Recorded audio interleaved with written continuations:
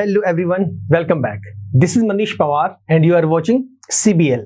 कैसे हैं आप लोग? सब बढ़िया हैं? चलिए सर, आज हम डिस्कशन करेंगे अपने नंबर सिस्टम के बारे में। ठीक है, कुछ क्वेश्चंस यहाँ पर होंगे जो हम सॉल्व करेंगे नंबर सिस्टम के साथ साथ we will also discuss probability. उसके भी कुछ क्वेश्चंस हम लोग यहाँ पर लेके चलेंगे, क्योंकि ऐसे क्वेश्चंस एग्जाम में आ जाते हैं, उनका हमें ध्यान रखना है कि किस किस तरीके से क्वेश्चंस आएंगे, इन्हें जल्दी सॉल्व कैसे करना है। तो चलिए आगे बढ़ते हैं आज के पहले सवाल के पास। This is our first question. Question is 893 plus 786 whole square minus 893 minus 786 whole square and whole value is divided by 893 into 786। अब देखो, अगर मैं इसको जनरल तरीके से सॉल्व करूं, जो यूनिवर्सल मेथड है हमारा, उसमें देखो तरीके कई हैं। एक तो ये होगा कि मैं इसे ऐड कर दूं, उसका स्क्वायर कर दूं, सब्ट्रैक्शन कर दूं, उसका स्क्वायर कर दूं, तो दोनों की जो आउटपुट आएंगे आपस में उनका डिफरेंस निकाल दूं, डिवाइड कर दूं, इनको मल्टीप्लाई करने के बाद। It is very lengthy. ये फिर भी माइनस करके स्क्वायर कर दो कि आसानी से निकाल सकते हो। इसे प्लस करके स्क्वायर निकालना इज वेरी डिफिकल्ट। ठीक है, तो बहुत लेंथी हो जाएगा।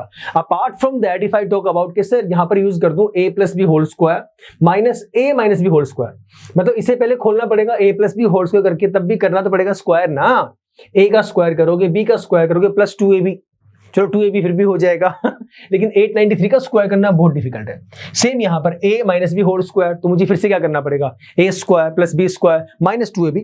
तो ये कैलकुलेशन हमारे पास थोड़ी लेंथी हो जाएंगी। एक बात मुझे बताओ, सुनना, अगर मैं पहले वाली जो वैल्यू है that is my a plus B whole square, दूसरा है हमारे पास a minus B whole square, नीचे अगर मैं ध्यान से देखूं ये a है, ये b है, मतलब नीचे हमारे पास ab है। यस और no? If I write this, मैं सॉल्व नहीं कर रहा, बस इसे एक्सपेंड करके दिखा रहा हूं एक बार। a plus B whole square is a square plus b square plus 2ab minus bracket a minus B whole square, a square plus b square minus 2ab। This whole value is divided by ab। Bracket open करना sir, a square plus b square plus 2ab minus, bracket के बाहर minus है, अंदर का sign change कर दो। This will be a square minus b square और plus आपका 2ab and whole value is divided by ab। अब बताओ कितनी वैल्यू आई आपके पास? a स्क्वायर से आपका a स्क्वायर गया, b स्क्वायर से b स्क्वायर गया, कितनी वैल्यू बची? 2ab plus 2ab, I have 4ab divided by ab। ab से ab आपका कट हो गया, कितनी वैल्यू बची? 4। तो 4 ही आपका आंसर है, दैट इज ऑल। आपको इतना लंबा सॉल्व ही नहीं करना, ये चीजें मुझे याद रखनी है। और ये याद कब होंगी? The more I practice. अगर मैं चाहता स्टार्टिंग में सीधा ये बोल देता कि भाई यहां पर बना a plus B whole square, ये बना minus a minus B whole square upon ab, इसकी वैल्यू कितनी होती है? इसकी वैल्यू 4 होती है, कहानी खत्म हो जाती। ऐसे करना ही पड़ेगा। आगे क्वेश्चंस आएंगे, सब में इतना लंबा सॉल्व करके नहीं दिखा सकते, टाइम कम है हमारे पास। तो वो time trying to make you understand कि सर अपने कॉन्सेप्ट्स को ना मजबूत कर लो। इतने लंबे मेथड से नहीं करने वाले हैं हम लोग, डिफिकल्टी आएगी, टाइम बहुत ज्यादा वेस्ट होगा, ऐसा नहीं करेंगे। ठीक है, तो अब सुनो मेरी बात, जहां भी ऐसा कॉन्सेप्ट आपको दिखाई दे, जहां भी ऐसा कॉन्सेप्ट हो, कितना याद रखेंगे, इसकी वैल्यू कितनी होती है? 4 होती है। 4 मेरा आंसर है। अब आप कहोगे सर सिर्फ 4 ही इसका आंसर, वैल्यूज को पुट करने की जरूरत ही नहीं है। नहीं जरूरत है, वैल्यूज को पुट करना ही नहीं है, क्योंकि कॉन्सेप्ट दोनों में सेम एप्लीकेबल है, दोनों में सेम प्रिंसिपल काम कर रहा है, तो आपका 4 ही आंसर होगा, किसी और में जाने की जरूरत ही नहीं है। Right sir? क्वेश्चन नंबर 2, ये क्वेश्चन अच्छा है, थोड़ा सा ट्रिकी है, ध्यान से समझने वाला है। A number being successfully divided by 3, 5 and 8, एक नंबर है, उसे पहले 3 से डिवाइड किया गया, फिर 5 से किया गया, फिर 8 से डिवाइड किया गया। मैं थोड़ा स्पेस देता हूं, पढ़ो क्वेश्चन को यहां पर साथ साथ। Leaves remainder 1, 4 and 7 respectively. जब उस, भाई ब्लर क्यों हो रहा है तू? हाँ ठीक है, जब हमने एक नंबर को 3 से डिवाइड किया, रिमाइंडर 1 आ गया, मुझे नहीं पता नंबर क्या है, मैंने नंबर को x मान लिया, उस नंबर को मैंने 3 से डिवाइड किया। ठीक है, तो ये कितना बोल रहा है? रिमाइंडर हमारे पास 1 आ रहा है, तो मुझे क्या पता कितने के टेबल पे जाएगा, मुझे नहीं पता, तो यहाँ पे मैं y मान लेता हूँ, रिमाइंडर कितना बच रहा है? 1 बच रहा है। ठीक है, सिंपल सा फंडा। आगे उन्होंने बोला जब डिवाइड किया 5 से, तो रिमाइंडर कितना बच रहा है? 4 बच रहा है। तो इससे मैं जब आगे अगली के कॉन्सेप्ट पे आप जाओगे ना, क्योंकि इसने क्या बोला है? सक्सेसिवली। 5 से किया, यहां मुझे नहीं पता किससे डिवाइड होगा, रिमाइंडर कितना बच रहा है? आपका 4 बच रहा है। अगले केस में किया 8 से, तो 8 से किया, तो उस वाले केस में कितना बचेगा? अब थोड़ा सा सोचो एक बार, अब क्या वैल्यू में लेके जाऊं? इसने कहा अगले केस में 1 4 और यहां पे कितना होना चाहिए? 7 होना चाहिए। देखो तरीके कई हैं इस क्वेश्चन के, एक ही तरीका नहीं, तरीके बहुत सारे हैं, लेकिन ये जो तरीका है इस तरीके से सबसे इजीली हम लोग सॉल्व कर सकते हैं। तो इस केस में मैं इसे बोल सकता हूं कि यहां पे बचेगा, रिमाइंडर आएगा आपका 7, राइट सर। अब एक बात तो तय है कि हमेशा ये नंबर इससे बड़ा होगा, ये नंबर इससे बड़ा होगा एंड सो ऑन। ये हमारे पास रिमाइंडर्स हैं, जो जो इसने कहा 1 4 7 उसी सेंस में मैंने रिमाइंडर्स को लिख दिया। अब आप लोगों ने बहुत पहले कहानी सीखी हुई है, बहुत पहले, it was around in 4th or 5th something. What is that कहानी? कहानी इज कि आपका dividend is equal to your divisor into quotient plus remainder. जैसे जनरल फॉर्म में डिविडेंड को अगर मैं ए बोल दूं, इसे मैं बी बोल दूं, इसे मैं क्यू को कोशेंट क्यू ही बोल दूं, इसे आर बोल दूं, तो हम लोगों ने ये 10th क्लास में ये फॉर्म भी सीखी थी, A is equal to B Q plus R, याद है?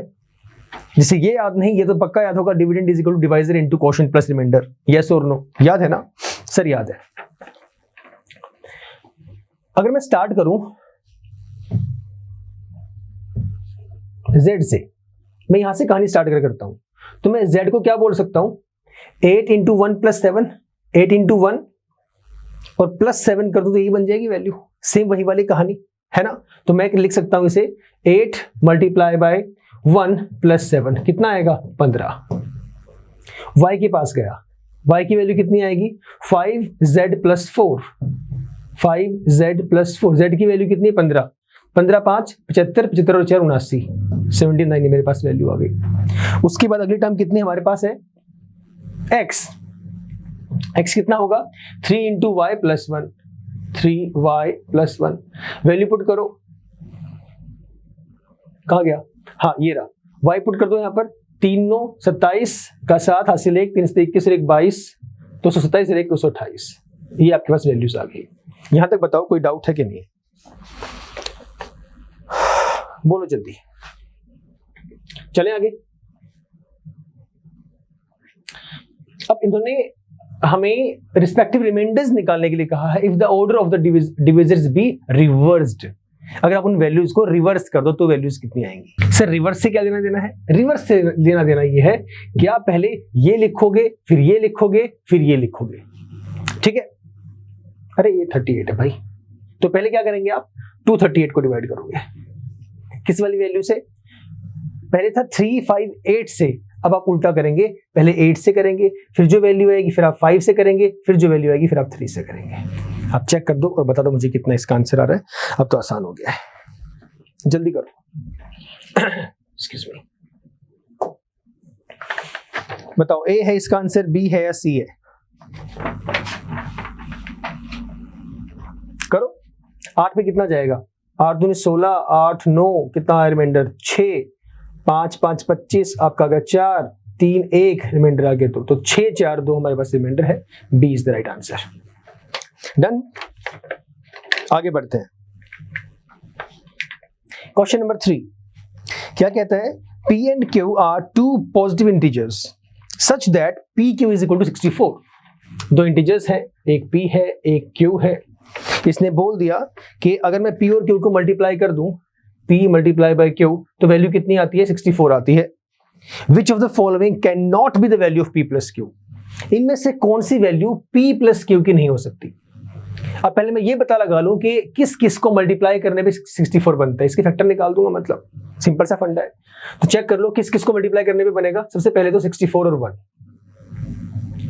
अगला आपका 8 8, इसके अलावा और क्या बन सकता है?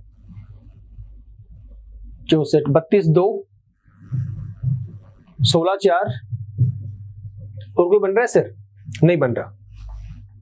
प्लस करके चेक करते हैं, अगर इन दोनों को प्लस करूं तो कितनी वैल्यू आएगी? 65 है ऑप्शन में, है ऑप्शन में। 8 + 8 16 ऑप्शन में है, यस सर। 32 और 2 34, 34 ऑप्शन में नहीं है, 16 और 4 20, 20 भी ऑप्शन में है, मतलब उनको ऐड करने से 35 नहीं बन सकता। इसने वही पूछा था which of the following can not be the value of p plus Q, so 35 can not be the value of p plus Q, right. 34 होगा यहाँ पर, इनको प्लस करने के बाद 35 नहीं बनेगा, b is the right answer. Done, आगे चलो। Fourth question, what would be the maximum value of q in the following equation.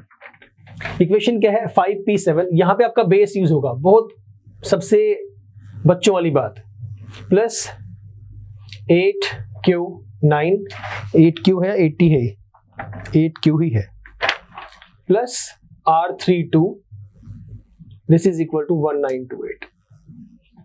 Place value वाला कॉन्सेप्ट यूज कर दो सर, हंड्रेड्स प्लेस पे है, इसे मैं कह सकता हूं 500 प्लस 10p प्लस 7, ठीक है, प्लस इसे मैं कह सकता हूं 800 प्लस 10q प्लस 9, इसे मैं कह सकता हूं 100r plus 30 plus 2, this is equal to 1928। Yes और नो, कह सकते हैं ना। अब एक काम करो, जो आपके पास रिस्पेक्टिव वैल्यूज है, रिस्पेक्टिव वैल्यूज मतलब जो p की टर्म है, q की टर्म्स है, r की टर्म है, उन्हें अलग कर लो, और जो कांस्टेंट टर्म उसे आप अलग कर लो। कांस्टेंट क्योंकि एडिशन है बीच में, कोई साइन चेंज होना ही नहीं है। 500, 7, 800, 9, 30 और 2 और ये 32, और उसे ले जाके उधर कर दो माइनस में।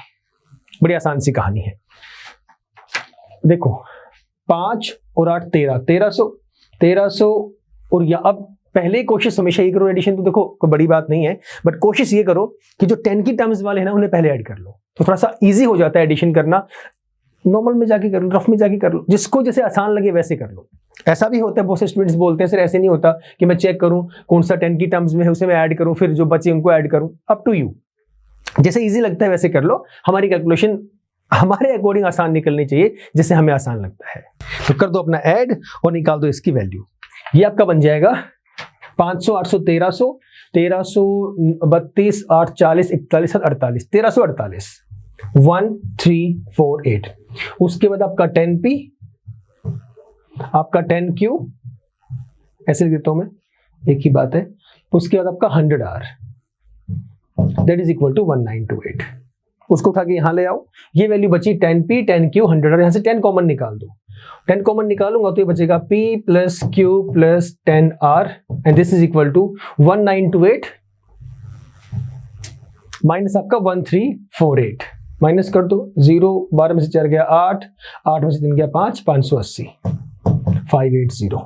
ये यहाँ पे आगे डिवाइड हो गया, ये वैल्यू आपकी बनी 58, and this is p plus q plus 10r, this is equal to 58।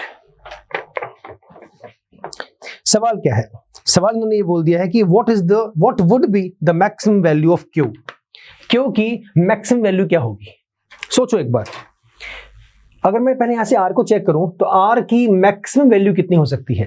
Because r is multiplied with 10, है ना। तो अगर मैं यहां 1 पुट करूंगा, 10, 2, 23, 34, 45, 56, 60, कितना 6 पे 60 हो जाएगा, जो कि वैल्यू बड़ी आ जाएगी। मतलब मैं 5 इसकी मैक्सिमम वैल्यू ले सकता हूं, उससे आगे नहीं ले सकता। 4 भी हो सकती है, बट डिपेंड करेगा इनके बिहाफ पे, ठीक है। तो अगर मैं r को ले लूं 5, एक कंडीशन तो ये हो गई हमारे पास। दूसरा, इस केस में एक बात का मुझे जवाब दो, अगर मैं r को 5 ले लूं तो p प्लस q की वैल्यू कितनी बचेगी?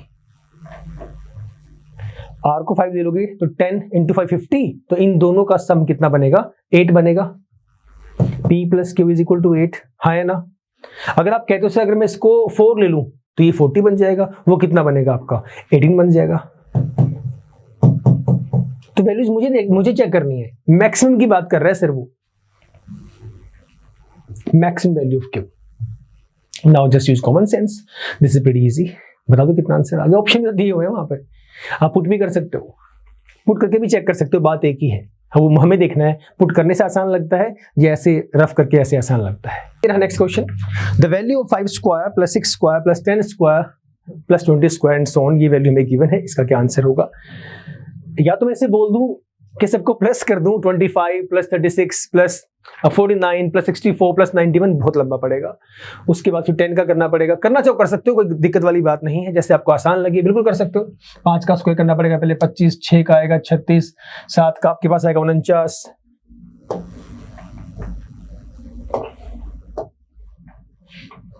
And so on.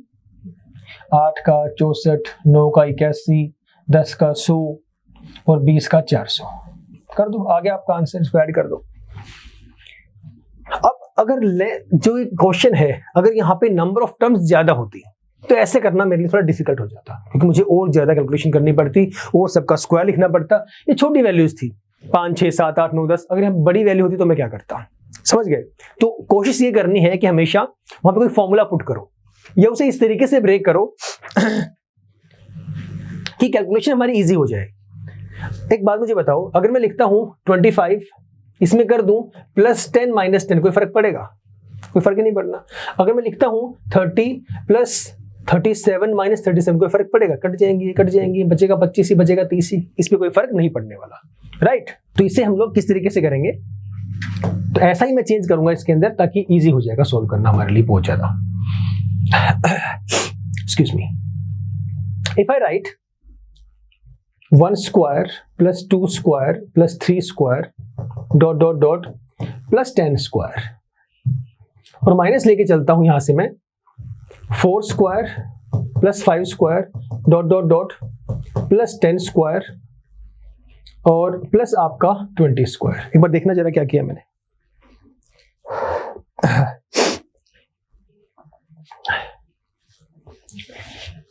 आपको ना ये देखना है, ये सोचना है कि मैं किस तरीके से ब्रेक करूं। यहां पे वैल्यू कुछ भी हो सकती है, ऐसे इजी रहेगा ब्रेक करना। या मैं एक टर्म और लिखता हूं, 1 स्क्वायर + 2 स्क्वायर + 3 स्क्वायर + ... प्लस आपका 10 स्क्वायर, माइनस मैं लिखता हूं 1 square + 2 square + 3 square + 4 square + 20 square. यहां पे अगर मैं करता हूं 1 2 3 4, देखो यहां से देखो, ये 4 से लेके 10 तक सेम है। यहां पर 1 से लेके 4 तक की जो टर्म होगी वो सारी की सारी कट हो जाएगी। बचेगा क्या वहां पर, 1 से लेके 3 तक बच जाएगी, 4 से आगे वाली सारी कट हो जाएगी। क्या दोनों वैल्यू सेम हुई? मैंने भी एग्जांपल जो दिया उसमें मैंने कहा था कि 20 में कुछ मैंने ऐड किया तो वही वैल्यू मैंने माइनस की, तो इस पे कोई फर्क नहीं पड़ना चाहिए। जो आपका इनिशियल वैल्यू, उस पे कोई चेंज नहीं आना चाहिए। अब ये टर्म मैंने इसलिए लिखी क्योंकि ये भी सवाल हमारे मन में रहते हैं कि सर अगर मैं थोड़ा चेंज करके लिख दूं तो बात तो एक ही बनेगी ना, क्योंकि हमने तो वही टर्म लिखी है जो हमारे पास क्वेश्चन में दी हुई है। नहीं, गलत कह रहे हैं आप अगर 1 से लेके 10 तक वैल्यू लिखते हैं और बाद में इससे पहले वाली वैल्यू तक लिखते हैं, मान लो 4 से स्टार्ट कर रहे हो आप, 4 5 अप टू 10, वो गलत होगा, क्योंकि वैल्यू कॉमन बच ही नहीं रही हमारे पास। आपको सोचना ये पड़ेगा कि मैं किस कॉमन वैल्यू के बिहाफ पे लिखूं ताकि कॉमन वैल्यू लिखने के बाद भी मेरे क्वेश्चन पे कोई असर ना पड़े, क्वेश्चन में हमारे पास कोई डिफरेंस आए ही ना, ये मुझे देखना पड़ेगा। फिर सेकंड टर्म लिखी हम लोगों ने। अब यहां से अगर मैं सॉल्व करता हूं इसे, ध्यान से देखो, 1 2 3 अप टू 10। अब यहां पे मैंने 1 से स्टार्ट किया, 1 2 3 4, बस 4 तक लिखा। क्यों? क्योंकि 4 के बाद 5 आएगा, इसमें 5 वाला भी बचेगा, 4 तक वाला कट हो जाएगा क्योंकि माइनस लगा हुआ है। 5 वाले जो बचेंगे यहां पर भी सेम लिखा हुआ है, ये +20 यहां पर सेम बच जाएगा एज इट इज। खोल के देख लो, दिखा देता हूं एक बार। तो ये मेरे पास जो वैल्यू बचेगी, ये 1 square + 2 square + 3 square + 4 square, 5 square, 6 square, 7 square, 8 square, 9 square + 10 square. ये माइनस आ गया, सबका sign change, -1 square, -2 square, -3 square, -4 square और ये आपका +20 का स्क्वायर। अब ध्यान से देखो, ये 1 2 3 4 ये सारी आपकी कट हो जाएंगी इससे, 1 2 3 4 से। कहानी में देखना तब्दीली क्या आई, ये सारी कहानी सेम है, कोई तब्दीली आई ही नहीं। यही क्वेश्चन ऊपर लिखा हुआ था, यही मैंने यहाँ पे लिखा हुआ है। वही तो मैं बोल रहा हूँ कि आपके पास जो वैल्यू होगी उसमें वही कोई वैल्यू ऐड करें या कोई भी चेंज करें, सब्ट्रैक्शन करें, एडिशन करें, डिवाइड करें, मल्टीप्लिकेशन करें, मेन वैल्यू में कोई चेंज नहीं आना चाहिए। अगर मैं ऐसे लिखूंगा तो मेन वैल्यू में चेंज हो जाएगा, गलत होगा। So you have to amend this in such a way कि आपका मेन जो इक्वेशन है, मेन जो एक्सप्रेशन है, उसमें कोई चेंज ना आए। यहां तक देखो, हाँ या ना? आगे चलते हैं फिर। एक्सक्यूज मी,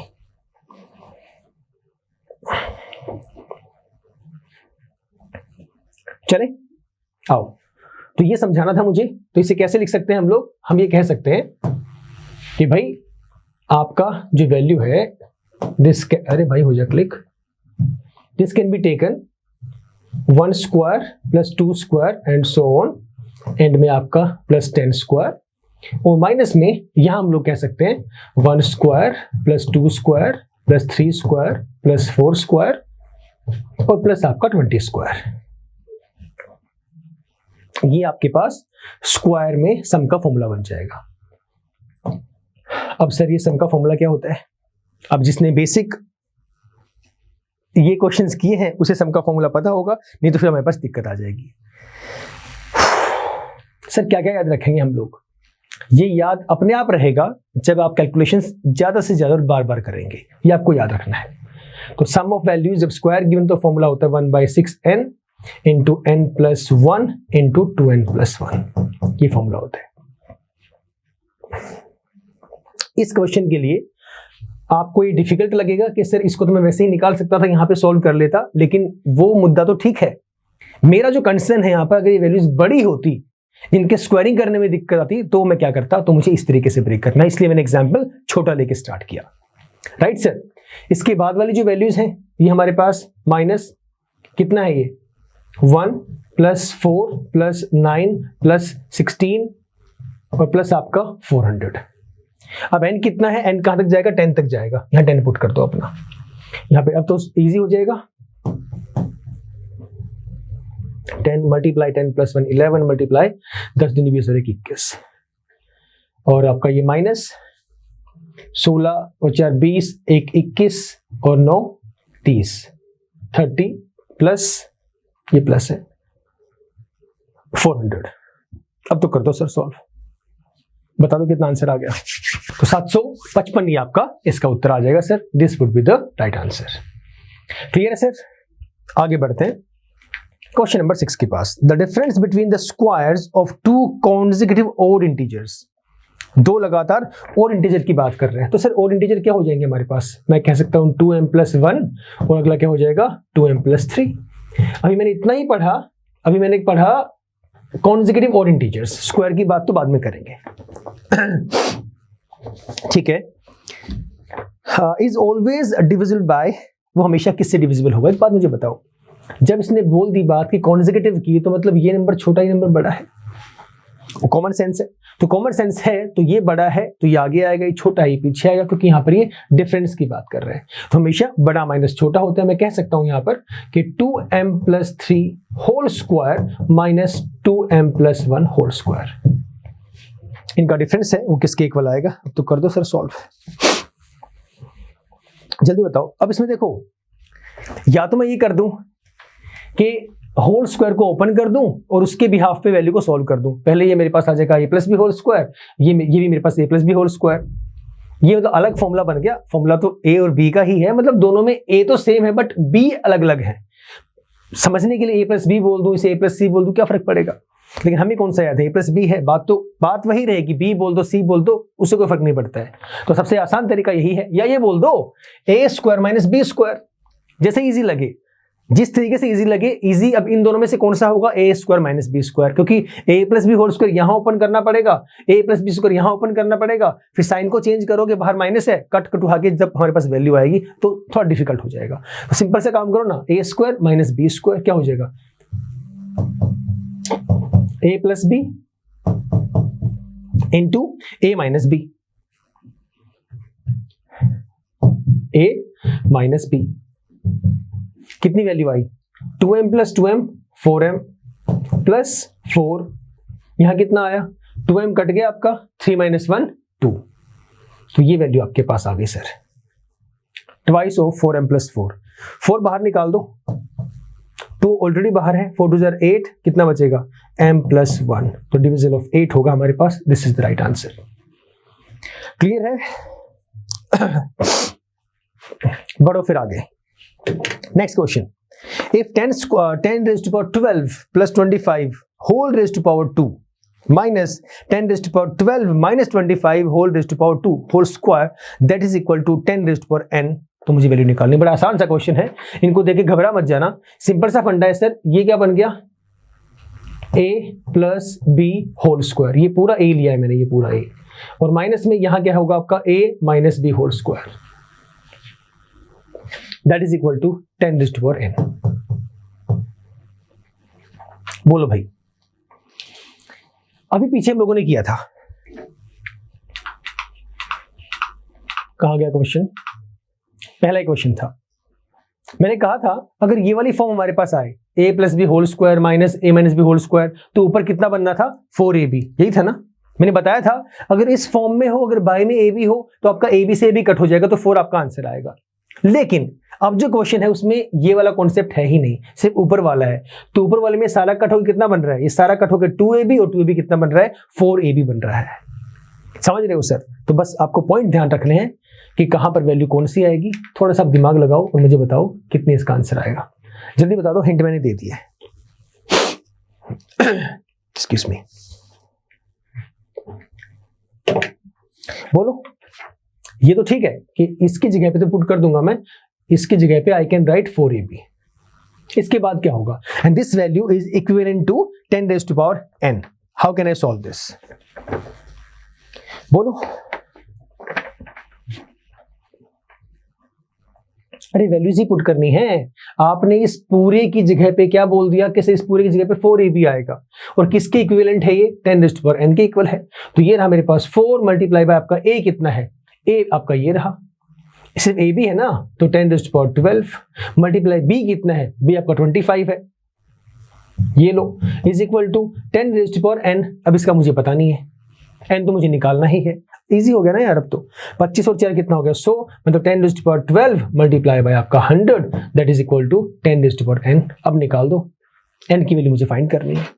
अब तो इतनी हिंट दे दी, अब तो निकाल दो आंसर फटाफट। जल्दी बताओ कितना आ रहा है?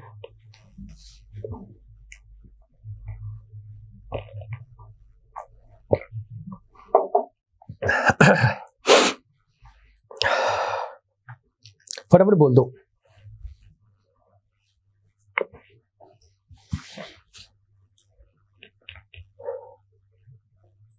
कितना आ जाएगा? 14? Yes, 14 is the right answer. Sir इनको बस ध्यान रखना है, वैल्यूज को मुझे ब्रेक कैसे करना है, आंसर अपने आप निकल जाएगा। इन इतनी बड़ी बड़ी वैल्यूज को देख के परेशान नहीं होना है। सो 10⁻12 और आपका मल्टीप्लाई 10⁻2, ये प्लस हो गया। जब बेस सेम हो तो पावर्स क्या हो जाती हैं? प्लस हो जाती हैं। This is the right answer. चलें आगे।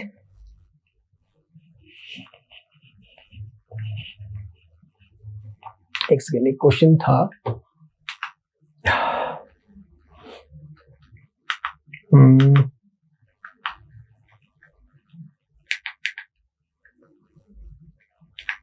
हाँ बस ठीक है, यही था। उसके बाद सर प्रोबेबिलिटी, सबसे आसान टॉपिक, सबसे आसान। मुझे बेसिक पता होना चाहिए और मुझे कॉम्बिनेशन का बेसिक आना चाहिए। ठीक है, सबसे पहला सवाल, इस पे ज्यादा टाइम वेस्ट नहीं करेंगे, आसान सा है। Tickets numbered from 1 to 20 are mixed up and then a ticket is drawn at random. एक टिकट को ड्रॉ किया गया। What is the probability that a ticket drawn has a number which is a multiple of 3 और 5?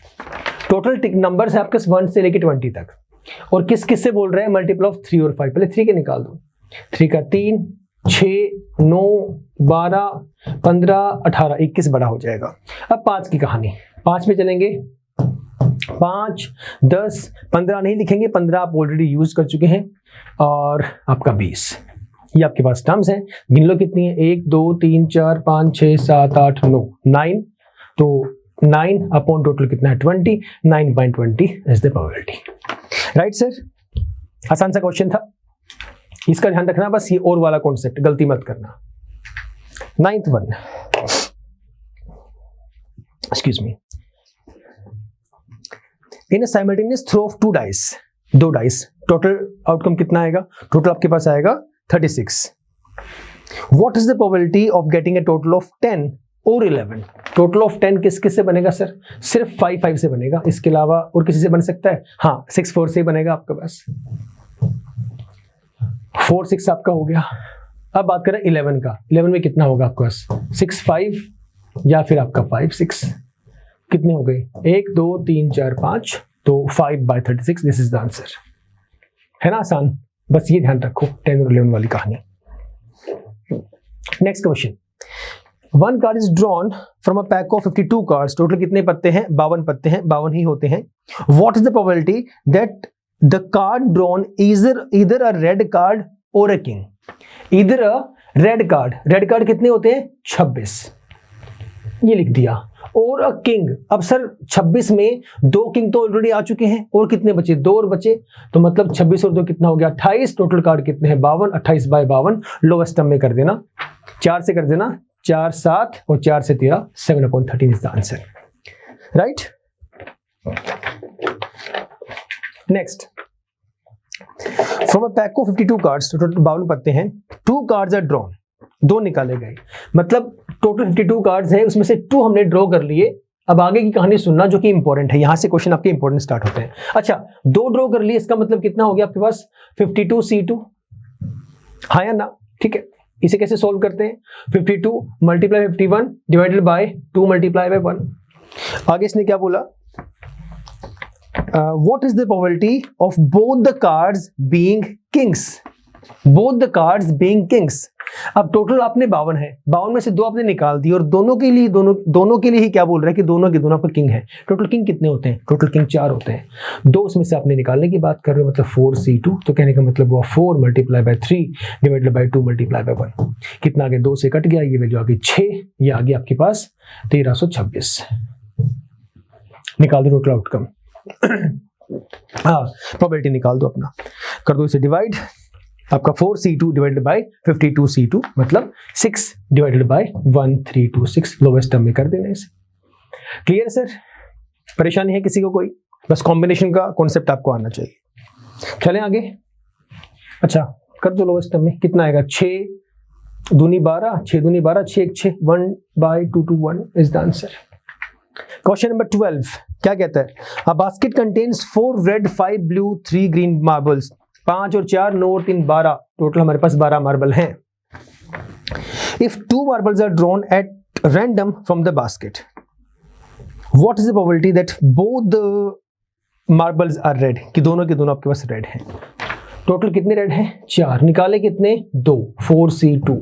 वही calculation का same तरीका, 4 × 3 divided by 2 multiply by 1.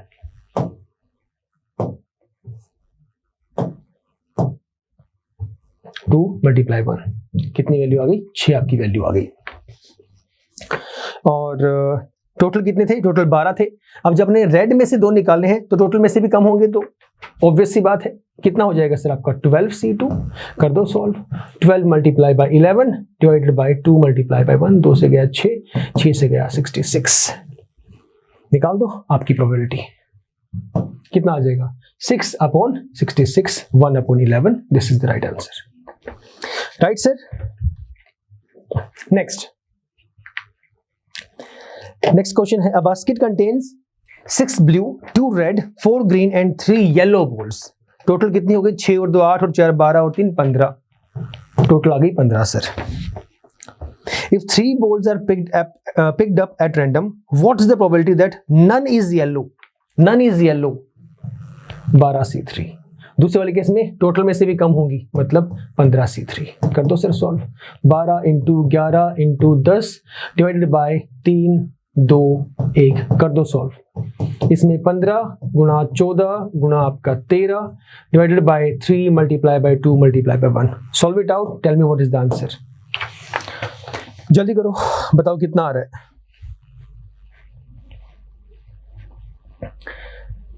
करो. 3 से गया आपका 4, 2 से गया 2, 11 दूनी 22, 220 आपका इसका आंसर आ गया. ये कितना आ गया? 3 से गया 5, 2 से गया 2, 7 सॉरी. हाँ 7. हाँ ठीक है ठीक है. और हमें बस इनका तो रेशियो निकाल दो. रेशियो मतलब प्रोबेबिलिटी निकाल दो. आपका number of possible outcome upon total number of outcome. कितना बनेगा? ये बनेगा 455. कर दो इनको डिवाइड. 220 divided by 455. बताओ कितना आंसर आ रहा है. चलते हैं फिर नेक्स्ट क्वेश्चन के पास. D is the right answer. Lowest में ले आना इसे.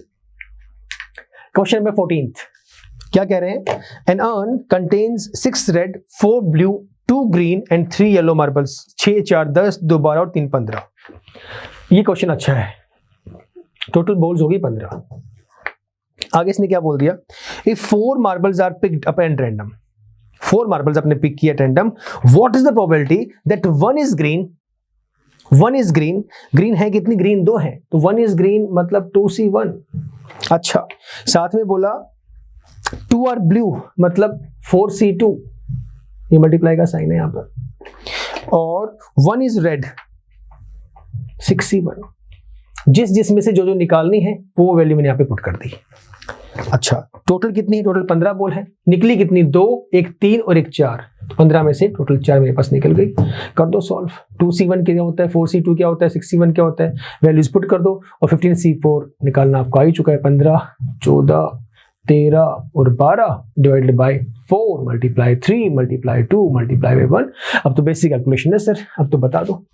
ये क्वेश्चन इंपॉर्टेंट क्यों है, बिकॉज हमें यहां पर लिखा है 1 इज ग्रीन, ये साइमल्टेनियस वैल्यूज हैं, कॉन्सेक्यूटिव वैल्यूज हैं, तो इन्हें आप मल्टीप्लाई में लेके जाएंगे। ठीक है, तो ये कॉन्सेप्ट है, कब मल्टीप्लाई होगा कब प्लस होगा, बेसिक सी बातें, इन्हें हमें ध्यान रखना है सर। ओके, तो इसे जब सॉल्व करेंगे ये वैल्यू आपकी आ जाएगी 72 के आसपास, ये आ जाएगी 4 से कट गया, 4 से 3 गया, 3 से 3 तो कट गया पूरा का पूरा 12 एज इट इज, ये आ गया 7, 15 से 105 गुणा में 13, 13 पंजे 65, 13 एकम 13, 13 65, 72/1365, ये आपका आंसर है। क्लियर है सर, इस लोवेस्ट टर्म में ले आना, this will be around 24/455। Clear, very easy. क्या है क्वेश्चन, एन अर्न कंटेन्स, इसे सुनना ध्यान से। अब प्रीवियस क्वेश्चन में और इस क्वेश्चन में क्या डिफरेंस है ये ध्यान से देखना। An urn contains 6 red 4 blue 2 green and 3 yellow marbles. ठीक है सर, ये दिए हुए हैं, कितना हो गया, 6 4 10 2 12 और 3 15, यहां भी कहानी टोटल 15 की ही है। बाद में क्या बोला इन्होंने, if 2 marbles are picked up random, what is the probability that either both are green or both are yellow। यहां पर कहानी either की है, पिछले वाले क्वेश्चन में था साफ साफ that one is green 2 are blue 1 is red, यहां पे either और वाली कहानी थी ही नहीं, बट इस क्वेश्चन के अंदर या तो ये या वो, मतलब या तो दोनों ग्रीन होंगी या फिर दोनों आपकी येलो होंगी। तो कितना आएगा सर आपके पास, 2C1 on the behalf of both are green, और सेकंड क्या बोल रहा है, both are yellow, both are yellow. ये कितना होगा, 1 हो जाएगा, plus 3C2 3 multiply by 2 divided by 2 multiply by 1, 2 से 2 कट हो गया, 1 और 3, ये वैल्यू आ गई 4। अब 15 में से जब मैं विड्रॉ कर रहा हूं, क्या मैं 15C4 लिखूंगा या 15C2 लिखूंगा। अब कुछ के मन में अगर ये सवाल आ रहा है कि सर बोथ आर ग्रीन यहां पर है, बोथ आर येलो यहां पर है, 2 और 2 4 हो गया, सर ये कहानी गलत है, ऐसे नहीं होगा। आपने कहा है कि या तो दोनों ग्रीन हो या दोनों येलो हो, तो आप 2 ही विड्रॉ कर रहे हैं, आप 4 विड्रॉ नहीं कर रहे हैं, इस बात का ध्यान रखें। 15C2 आप लिखेंगे 15 multiply by 14 divided by 2 multiply by 1, 2 से गया 7, 15 से 105, समझ गए, तो 4/105 is the right answer. Clear sir. Question number next, a basket contains 4 red 5 blue and 3 green, 5 और 4 9 और 3 12। इफ 3 मार्बल्स आर पिक्ड, 3 को निकाला है, तो टोटल तो मेरे पास आ जाएगा 12C3। ठीक है, 3 निकाला है, what is the probability that at least 1 is blue, at least 1 is blue, at least 1 is blue का मतलब क्या है, कम से कम एक ब्लू हो, मतलब अगर मैं नोट वाली कहानी निकाल दूं तो एटलीस्ट 1 ब्लू की कहानी आ जाएगी, मतलब 4 और 3 7, 7 में से निकाल दूं मैं 3। वेरी इंपॉर्टेंट, कौन सा कॉन्सेप्ट, ये concept that at least 1 is blue, कि कम से कम एक हमारे पास ब्लू होगा। ब्लू तो 5 है, तो कम से कम एक तो हमारे पास होना चाहिए, तो इस केस के अंदर you will be taking 7C3। Clear sir, कर दो सॉल्व, 7 6 5 3 2 1, 3 2 6, 6 कट गया, 7 5 35। 12C3 को सॉल्व कर दो, 12 11 10 डिवाइडेड बाय 3 2 और 1, आपका 3 से गया 4, 2 से 1 चला गया 5, जो मर्जी कट कर दो, 5 चौक 20, 220 आपका आ गया, तो कितनी वैल्यू आ गई, 35 अपॉन आपका 220। ठीक है सर, 5 से गया 7, 5 से गया 4, और 5 7/45। कुछ गलत हुआ क्या? 20 4 पे आएगा ना, 7/44। This is the answer, right. चलो बढ़ते हैं आगे। Next question, an urn contains 2 red 3 green and 2 blue balls. 3 और 2 5 और 2 7, ठीक है। तो 7 में से 2 निकाल रहे हो, 7 C 2 तो पहले आ गया। If 2 balls are drawn at random, find the probability that no ball is blue. No ball is blue मतलब 5C2। कर दो सॉल्व। कॉम्बिनेशन आपको याद रखना है बस, 7 6 2 और 1, 2 से गया 3 पे, 7 3 21। 5C2 तो 5 और 4 और 2 1, ये 1 लिखने की जरूरत नहीं है, आप चाहो तो नॉर्मल भी लिख सकते हो। 10/21, this is the right answer. ठीक है सर, क्लियर है? बी आपका राइट आंसर है। So this was the last question for the day, जहां पे आपने अपना प्रोबेबिलिटी अपना डिस्कस कर लिया और आपका नंबर सिस्टम यहाँ पे डिस्कस हो गया। कुछ क्वेश्चंस यहाँ से थे, कुछ क्वेश्चन यहाँ से थे, दोनों ही इजी हैं। इनमें से किसी भी पॉइंट को, किसी भी पार्ट को आपको छोड़ना नहीं है। सो प्लीज, टाइम अभी भी बचा हुआ है, अभी भी कुछ दिन है आप लोगों के पास। बेसिक से उठा लो, टाइमिंग अपनी बढ़ा लो, रिवीजन बढ़ा दो अपनी, practice and just practice. Question clear हो जाएगा, बस कीप इट अप। फिलहाल इतना ही सर, मिलेंगे नेक्स्ट क्लास में। Till the time stay safe, stay happy and keep smiling. Bye bye, take care.